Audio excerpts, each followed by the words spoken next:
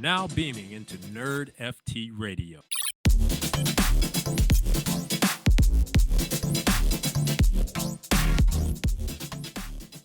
This is NerdFT Radio, where nerds full-time explorers of the metaverse, surfers of the blockchain, and not in our mom's basement. I'm your host, RSG, aka the Gambit Master, and I'm here with Crypto Crier. To be honest, you're just the Pepe Master, man. You're just killing it. But we're back. We're nerding, even though Crier is like the king nerd now. He can literally do whatever he wants now. But Crier, just tell the people what you decided to, not specifics, but what did you just do? I missed out big time on Doge and last cycle. I had people calling me left and right, telling me, "Oh, what do you know about Doge? What do you know about Doge? I don't know. It seems really cool." Or I'm just like, "Nah, it's a worthless waste of time. Don't buy that. Don't buy that. Don't buy that." And I watched it go from In conclusion, you should zero, have bought. yeah, to 70 cents or whatever. Oh, Yeah, millions of percent. And Million. I got some vibes from the Pepe on that.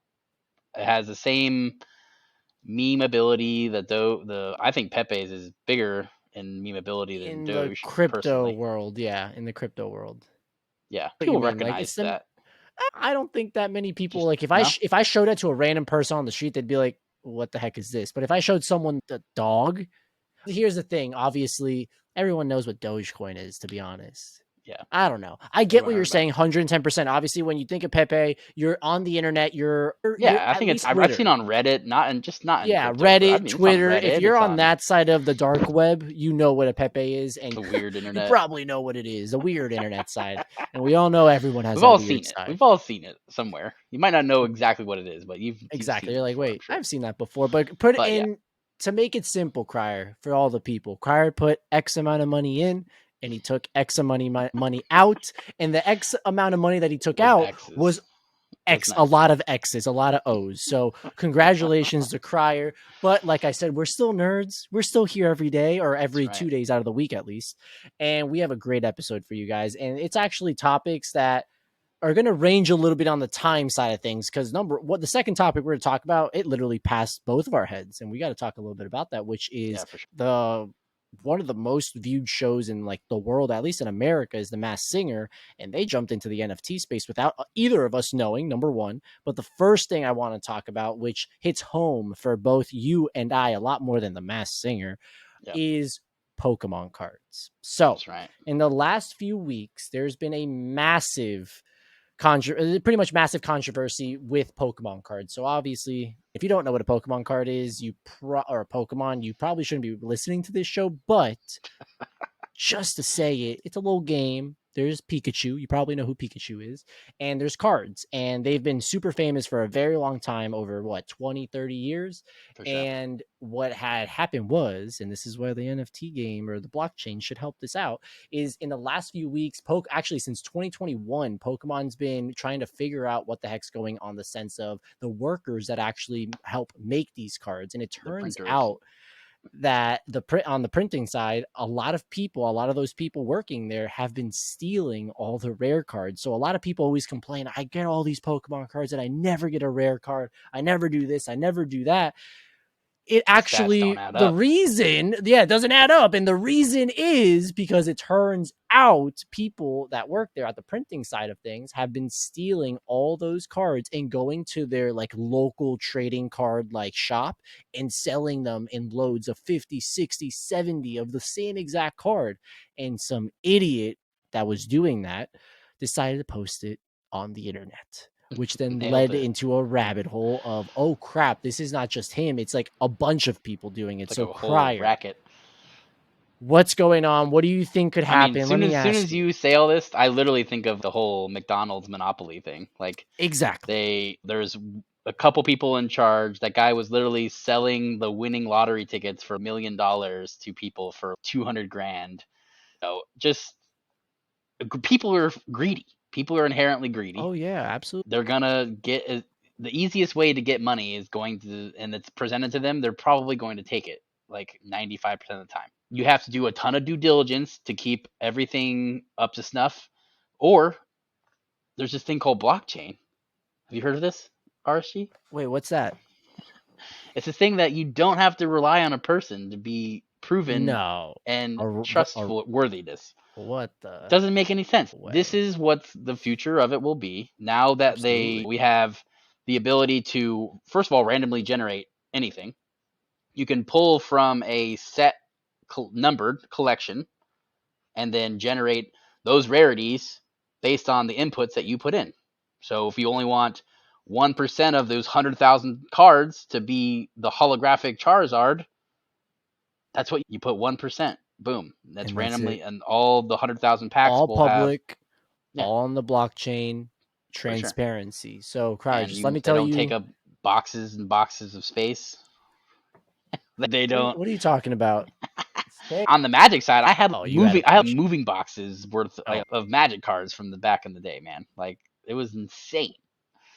So again, like, the idea that you can prove that they're actually the rarity that they say they are, number one. You don't have people skimming off the top, stealing. You have to rely on the whole chain to be clear and it can't be opaque. Now you can. The whole chain is clear. You can see everything that happens. Yep. The ability to transfer them to anybody in the world instead of like only your local card store is a big win. You can then play with anyone in the world because now it doesn't require you to be in person sitting next to them to play a game. Yep. Like, infinite number of wins here and possibilities. Absolutely. Possibilities. And not too long ago, Pokemon's looking for super high. I wonder why. Yeah. Super high up level blockchain engineering, business development roles, overarching just like big picture roles as well. They had, like, I don't know, 5 or 6 listings, I believe. This is obviously why it's been a scandal. That's a huge scandal, for real. Absolutely. So pretty much what's going on this side is that they're saying that the investigation can go all the way back to 2020, and employees of the Pokemon printing factories have been stealing cards off the product line. Like we said before, thousands of cards were stolen from the Fusion Strike expansion back in 2021. One famous stolen collection was valued between anywhere from 200K to 600K.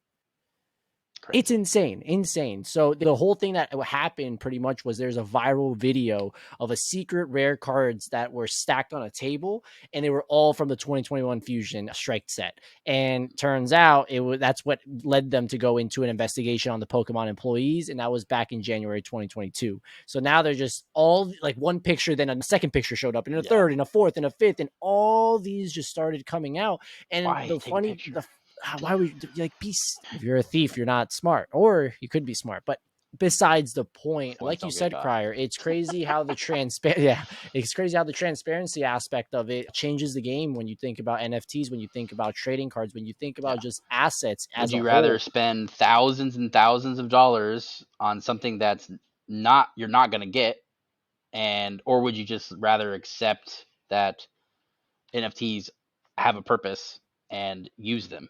I don't understand the disconnect here. It's like literally insane to me that people still hate them, like, with a passion. Like, it doesn't make any sense to me that like you go on a gaming site or something like that, and it's just, even the publications are just inherently against the NFT side. Like, they're written with like the caustic verbiage against NFTs.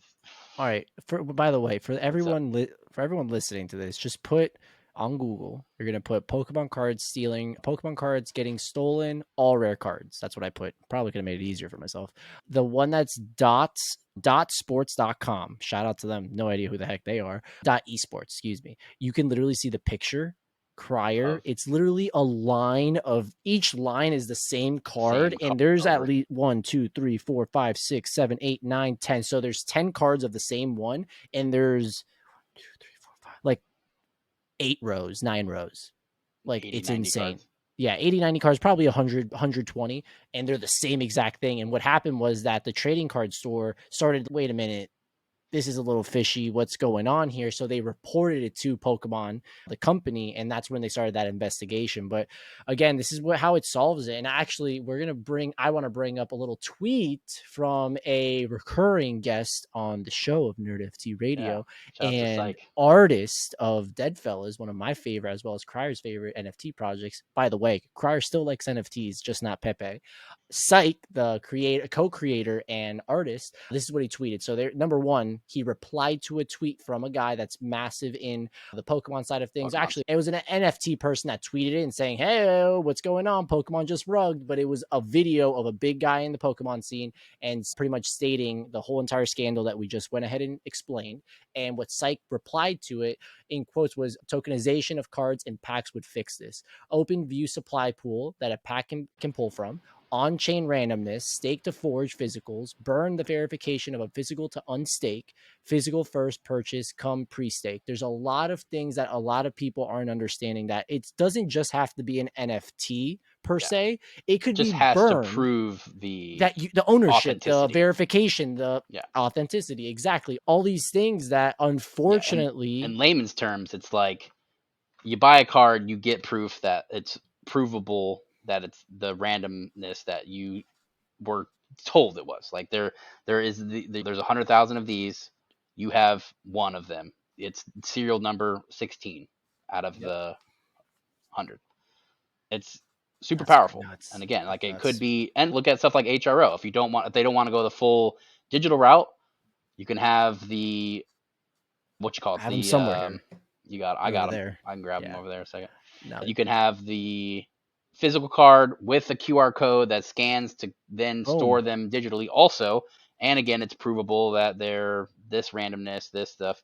There was actually some issues with their printing on those, which are not all inherently good, but or bad or whatever. But I mean, now they've got the kinks worked out. So if you got those those mess ups, those probably be more valuable in the future. So absolutely. But it's just it's pretty interesting just to see the overall aspect of all of this, because again, it doesn't just have to stop at Pokemon cards. It doesn't just have to stop at collectibles, trading cards, things like that. It can go beyond that. It can go to watches, it can go to cars, it can go to house deeds, it can go to any physical item that you can think of. But that's the kicker there.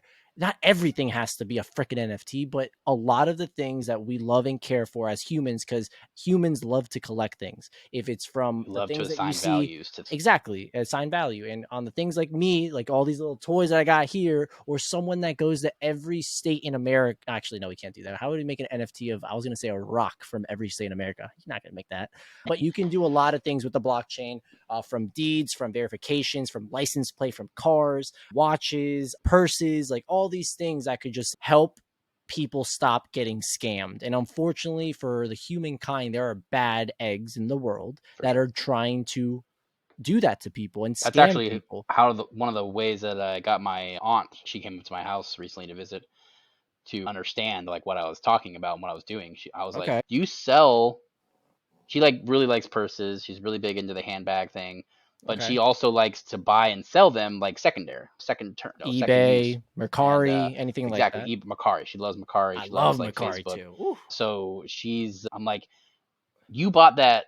She was talking about a Tiffany necklace. She's, I knew this was a real one. I bought it for $80 from somebody off eBay, and she had to go through all this stuff and had the serial number and prove all this stuff. And I was like, or if that was an NFT, you would just have the proof transferred to you. And she's, whoa, that thing's really cool. What is this stuff you're talking about? And I was like, think about your handbags that you're buying and selling, right? Like you have these handbags, you want to prove to somebody online that they're real.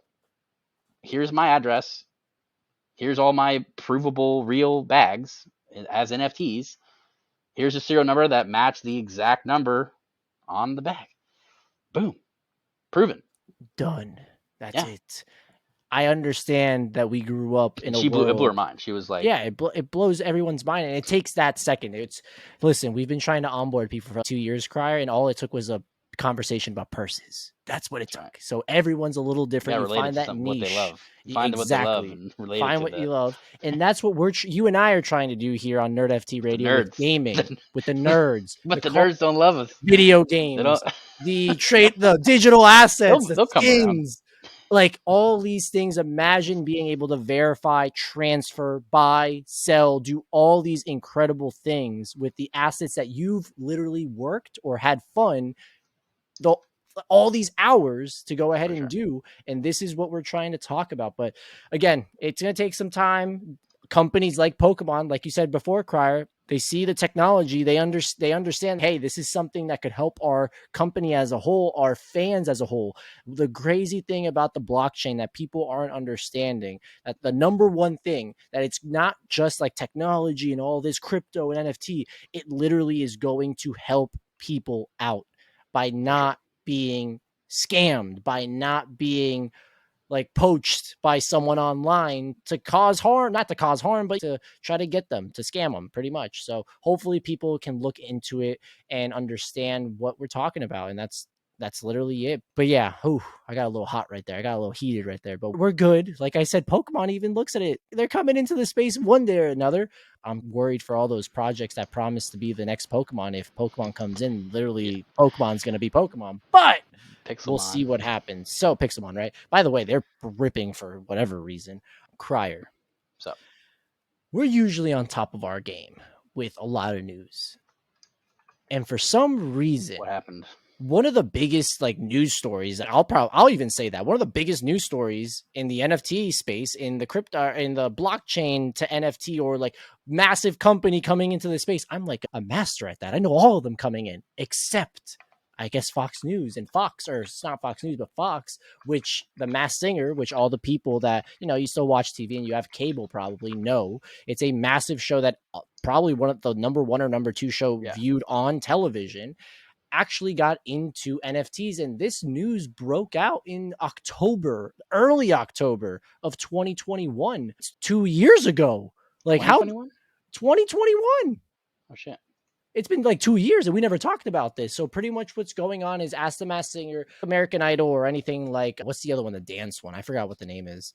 Dancing with the Stars or whatever. What people can do is they vote, they do things behind the scenes, all this crazy stuff. If you're a super fan, you love these things, why not get into it a little bit more? And that's what Fox wanted to do with the Masked Singer, which is that they launched an NFT pack that would allow you to go ahead and receive these NFTs that you're going to be able to pretty much do multiple things with. It's going to allow you to get into token gated events, token gated things online. On top of that, you're going to be able to vote, a bunch of things that are just going to allow you to get more embedded into they call it what do they call it? They have a something verse. It's really freaking funny. Hold up. It's called the Mask Verse. And that's going to allow you to get in and like just be more of a fan that you already are. And you're going to be able to go in and vote for the people that you think the Masked Singer is. That's what the show's all about. Who is the singer behind the mask? And while you have that NFT and you're voting, you're actually going to receive like loyalty points. It's going to be weekly, a bunch of things that you can unlock for just participating. So when we talk about all these NFT projects and what crypto and the blockchain can do, Fox literally grabbed it by the horns and decided to implement it, which is, again, it's like governance. Like you're able to, if you have the NFT, you're able to vote. That voting and participating gives you a token, gives you something back where you can get merchandise, you can get tickets, you can get all these incredible things. But Brian, how the heck did we not know about this? Yeah, October, that was the Doodles, man. So we were deep. Oh, we were just making a bunch of, I got it. That's why. We were pumping. That's when. But we definitely should have caught this one. I think it's cool. Looks like I guess their season just launched. Now they're having a token gated fan experience. There's going to be a new eligibility for them, and there's going to be $50. It looks like there's going to be 1,050 total limited supply. So pretty small supply. There's 7 million multi-platform viewers per episode of the show on average. Jesus so Christ. 1,050 out of that is really tiny. And I think it says you have to have leveled up your loyalty pass to be eligible to buy them. Smart move, right? You build up the loyalty to then buy a very rare item, in respect to how many people actually might be interested in it, right? I Out of mean, the 7 million people, what do you say, like 3%, 4% of them would be, 5% of them would probably be interested in something like absolutely. maybe, That's all. And maybe even how more. many I mean, maybe NFTs was 10%. it? How many NFTs was it? 1,050. So It's literally literally, nothing. yeah, That's not even, that's yeah, it's not even nothing. a percent. Exactly. It's, yeah, it's very tiny. I definitely, and I think it's a really smart idea, right? You give away these NFTs that they've been having for 2 years. You'd have to watch the show to gain loyalty and level up your You vote. pass, Yep. essentially, and to be able to vote by voting and doing stuff. Again, with the power of blockchain, it makes it where you don't have to like call in on a phone and see if the Oh numbers are God. skewed. And Heck, realistically, anything that you can view on a mass scale, there is some sort of like money aspect to it, yep. right? People bet on who's going to win the Masked Singer, or who's going to win the American Idol, or and the if it's not truly pristine and proven that these are the right votes and everything like that, it's again just how look at our election cycles. Well, you got shadow banned on Twitter. Please, let's not shadow ban the podcast. Biden, I'm sorry. Please don't hurt us over here. Thank you, Crier. Keep going. But you know what I'm saying? This is like something that's a real, it's a real problem, right? There's proving Absolutely. It's these things in real transparency. time is key. So For yeah, I sure. think it's a super smart idea. They've this is not their first NFT either. We've talked about the Crapopolis or whatever, the TV show that with Dan Yep. Harmon. Those didn't do very well, but it's still With the an name interesting crap, idea, right? whatever the hell. That's a really Huh? bad name. It's just the name was too The bad. name Like, was terrible. There was a lot of problems with that one, to be yeah, honest. that was But kind of the weird. NFTs were awful too. Correct. But the thing is, that one felt like more like a cash grab to me. Oh, yeah. This one, we didn't even hear about. I think it's more, it missed us completely. And I think the 2 idea years of ago. that Yeah. is probably a good thing, to be honest, because it didn't go to the people who are, The I don't know, deep in the degens. space, or like it went to Only there people for who money. actually are Our fans. interested. And yeah, it's the whole entire point of a lot of this stuff is the loyalty and the fandom, I the was value of it. actually talking to a founder. I won't say the name, but he's been on the show before. And I was talking to him about like fandom and holders and everything. And I'm like, Yeah. hey, Mr. XYZ, you understand that your holders aren't fans. They're here for money. And he's money. That's why people are in this are here for it. I'm like, holders aren't real fans. You need lore. You need background. You need all these things. You need a hit piece. You need something to then have fandom. And he was like, oh, I don't believe you. I don't agree with you. I'm like, all right, listen, I'm the one sitting here with a crap ton of freaking Funkos, Marvel, One Piece, DC, Star Wars, all these things. And I can tell you what I see with these cool cats and all this, and Doodles, Gutter, Apes, all this stuff. That's not fandom. There are some, don't get me wrong, but it's not the majority. It's definitely the minority of it. And it's super cool to see it on the Masked Singer side of things where those fans, true fans, are going to be able to get it. So before I was rambling a little bit, but this is actually what you're able to do. You have that pass. You're able to then vote who you think will advance. By voting and getting it right, you're going to get points for doing so. On top of that, you would get points by just holding the actual NFT. And there's a leaderboard that keeps track of your ranks amongst fellow fans to display your expertise and dedication to the show. On top of that, you're getting exclusive content that no one gets other than the people that have these NFTs. And the last thing as well, you can redeem your points for digital upgrades, fun experiences, and merchandise. And that is when we think of NFT, what it could do. Like, this is it. This is literally it. What the heck? I Like, definitely agree, man. it's just wild. And again, shout out to Fox and the Masked Singer for taking that leap, because we already have seen multiple people taking the leap, and it's bad for them because everyone, oh, screw this, I mean, screw all this. the two that I would count successful in that realm would be Reddit and them, Masked Singer. Even though we didn't really know about it, I don't know how they operate. I'd like to see how they actually operate and do I'm stuff. actually looking at it right here. By the way, the number one leader, it's like a horse with fire, and he or she, excuse me, has 49,842 points. Second place has 39,436. So that number one person is he or she is, yeah, they're pumping, they know who's advancing. It's just, again, super cool to see it. And they're trying to build like that. Like I said before, their Maskverse. They're trying to build it all, which hopefully later down the road can maybe even integrate into other things. So it's just super cool to see it. Like, yeah. You take your mask. If you have a high ranking in your mask points, our next show coming out might be in your alley, up your alley. If you can transfer some of your points over to that next show, keeps them engaged. Keeps them. There's a lot of touch points to actually connect with your audience, and I think that's what the digital aspect of all this stuff makes it very quick, very easy, and very low overhead. Right? You don't have to mass produce all these items. You're not making masks to send everybody. You don't have to have call centers to route all of these calls to collect the data. It's just immense amounts of on the company side, and it helps them a lot. Again, it reduces a lot of their costs. And then on the product side, to a customer consuming front-facing consumer product, engages them more. They want to keep coming back. Absolutely. They want to. There's a lot of benefits, right? Hey, I mean, we got listen, Crier. It's been how many episodes? We've had like it's been 131 episodes. 130, 132, right? Yeah, 132. We've been trying to state what this could do for it's always the same shit. These companies, for these people. It's not just this technology, this crypto, the shit coins and wash trades and all this stuff. It literally can benefit companies. It literally can benefit governments. It literally can benefit the most important part, humans, people. And this is what we're trying to do. And also, by the way, fans of all these incredible products. If it's a show, if it's a movie, if it's a video game, if it's any of these things, like this is what we do as humans. We love things and we want more of those things. And this is an opportunity for them to get embedded more into these incredible stuff. I almost said things like 5 times, so I had to change the stuff there. But other than that, those were 2 awesome things that we did have to talk to you guys about. The other thing I did want to mention at the end of the show, this is going to be a little bit of a shorter one. Crier, we have a mint coming up. 30 minutes. It's already 30 minutes, right? We're trying to make it short, but to be honest, doesn't look like it's short. But Crier, we have a mint. Let's hear it. What's the mint coming up? Yeah. So Wildcard, we did a play demo with them. Me and RSG won once. I won 4 times, but he won the one that counted. Thank you. Nailed it. So if you did get any of our giveaway mints, they will be available tomorrow. First round is at 12 p.m., I think, PST, right? So there's going to be 4,444 of them.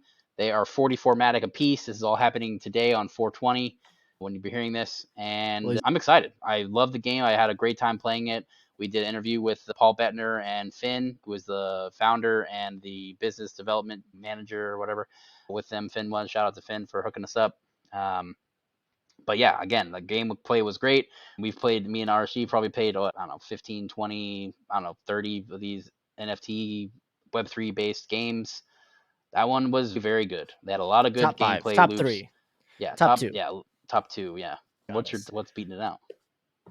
I was gonna say top 2, and it's not number 2. So that's all I was gonna say. So probably one of the best ones we've played. Yeah, similar with me too, right? The only one I thought that was like actually really polished gameplay and stuff like that. The only thing that comes to mind is Big Time. I think Big Time was really cool. Agreed. They did a really good job. And again, that's pretty early, but the loops are there, right? The fun is there. And then Illuvium was also I was going to say Illuvium's up there. Obviously, this is not type of game like that where it's like open world and all this stuff. Yeah. But not every game has to be like that. It's a card game, exactly. It's the trading card game. If you like Pokemon, we've talked about Pokemon in this episode. If you like Magic, you like all these things. It combines the ability. Marvel Snap. You like the ability of having the Hero of the Storm, League of Legends style with your card-based game, and they do a really good job of it. So there's the lanes and all stuff. So big shout out to them. They go live tomorrow. I will be minting. RSG's probably going to mint. We got 70 NRN members who got whitelist. So let's go, baby. Probably should join NRN. We got some drops for you on that side. The other thing I did want to mention is on 420, shout out to the Cool Cats. I got to say it. Shadow Wolves are going live. So be on the lookout for the little wolves on Twitter. Our bags at the end of the episode. So we'll see. We always pumping, baby. Always pumping. The other thing I did want to mention, the season finale of Mando was yesterday. Wow. That was wild. I'm very upset about one thing. And if you know who's my favorite villain in Star Wars, unfortunately, we just didn't see him. You can go back on episodes and you can spoil it for yourself. But if you know who that person is, unfortunately, he wasn't in that episode. But everything else of this episode was super awesome. I suggest to see it. I haven't seen Ted Lasso just yet, but those are the 2 shows right now rocking and rolling. And I can't wait to see the rest. But we got to go. Keep building. Keep showing up. This is the world of. I got nothing. That Nope. was bad. Got it. Just cut it. Peace. Peace.